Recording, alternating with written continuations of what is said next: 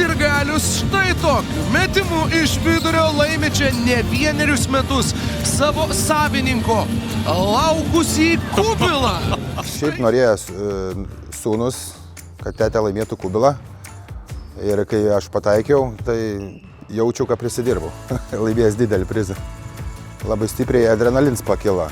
Tai truputį buvau pasimetęs. Bet paskui su laiku nusiraminau, viskas gerai buvo. Ateikit palaikyti komandą. Smagiau bus visiems ir gal jums pavyks laimėti. Tikrai priėmiau tai su didžiulė nuostaba ir džiugesiu. Pagaliau kubilas rado savo šeimininką ir didžiausias sėkmės kubilo laimėtojai Dainiai. Mes jau net su Tautvydu Šležu kiek kalbėjom, kad galėtumėm iš to kubilo komentuoti rungtynes, bet niekaip nepavyko to padaryti. Mums tai pavyko Sirgaliui. Kubilas surado savo šeimininką, bet jūs turite galimybę sudalyvauti mūsų konkurse, atspėti, kas jūsų laukia toliau, koks bus kitas pagrindinis prizas įmetus iš vidurio aikštės.